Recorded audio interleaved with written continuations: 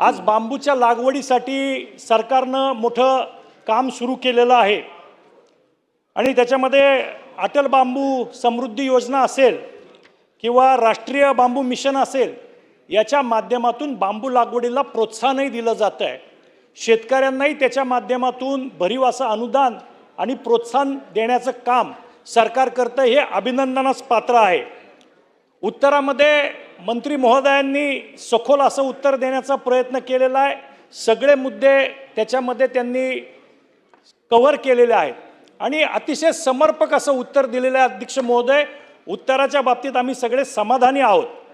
म्हणजे याच्यामध्ये दिसून येतं की अटल बांबू योजनेअंतर्गत जे क्षेत्र आहे ते क्षेत्र वाढत चाललं आहे। म्हणजे 2020-21चं जे क्षेत्र होतं ते 486 हेक्टर होतं आणि 25-26 मध्ये 10,323 हेक्टर क्षेत्रावरती आता बांबूची लागवड झालेली आहे। म्हणजे बांबू लागवडीला प्रोत्साहनाला सरकार अतिशय सकारात्मक आहे आणि चांगल्या पद्धतीनं त्या सगळ्या लागवडीकडे पाहिलं जातं आहे। त्याचप्रमाणे राष्ट्रीय बांबू मिशनच्या बाबतीत सुद्धा आपण जर बघतोय तर त्याच्यामध्ये सुद्धा लाभार्थ्यांची संख्या ही 9,158 इतकी आहे आणि क्षेत्र 8,460 हेक्टर इतकं क्षेत्र आहे। त्याच्यामुळे हे सगळं काम अतिशय चांगल्या पद्धतीने चाललेलं आहे। पण त्याच्या माध्यमातून जे या व्यवसायावर परंपरागतरित्या अवलंबित होते, जे सगळे कारागीर परंपरागतरित्या या बांबूच्या मध्ये काम करत होते, यांचं मात्र प्लास्टिकच्या अतिक्रमणामुळे थोडंसं नुकसान होतं आहे। कारण एका बाजूला काय झालं, हा सगळा उद्योग जो आहे तो सगळा नैसर्गिक कच्च्या मालावरती अवलंबून आहे अध्यक्ष महोदय, आणि दुसऱ्या बाजूला प्लास्टिकचे कारखाने निघालेत। इथं माणसाला बांबूचं वस्तू बनवायची असेल तर मनुष्यबळ लागतं, मनुष्यबळ वापरल्याशिवाय, कौशल्य वापरल्याशिवाय होत नाही।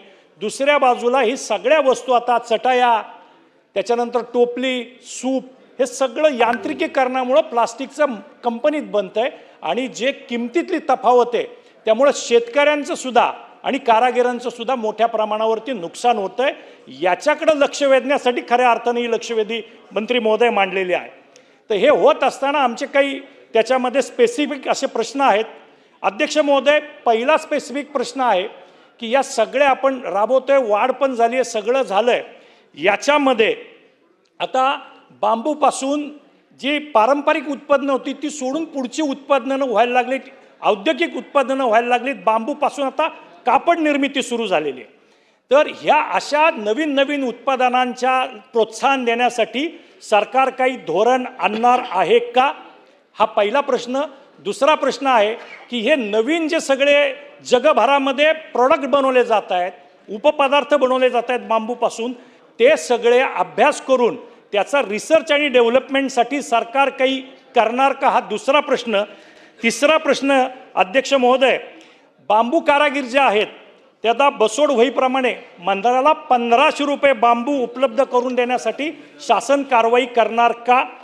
त्याच्या पुढचा एक प्रश्न आहे लागूनच की ह्या बसोड होईवर बांबू उपलब्ध करून देताना मार्केट दरापेक्षा या कारागिरांना कमी दरामध्ये, सवलतीच्या दरामध्ये बांबू उपलब्ध करून देणार का। आणि अनेक भागामध्ये आहेत, अनेक जिल्ह्यामध्ये तिथे आहेत, जे अनेक भागामध्ये आता लागवडी झालेल्या आहेत, गोंदियामध्ये असतील तर या ठिकाणी जंगल कटाई, गोंदियामध्ये नैसर्गिक आहे तिथं जंगल कटाई करून हे बांबू उपलब्ध करून देणार का। आणि अंतिम प्रश्न आहे, जसा अनेक उद्योगातल्या कामगारांना आपण विशिष्ट दर्जा दिला, जसा बिडी कामगारांना दिलाय, तसा या बांबू कामगारांना सुद्धा सरकार विशिष्ट दर्जा देणार का, याच्यावर कारवाई करणार का, हे माझे स्पेसिफिक प्रश्न आहेत।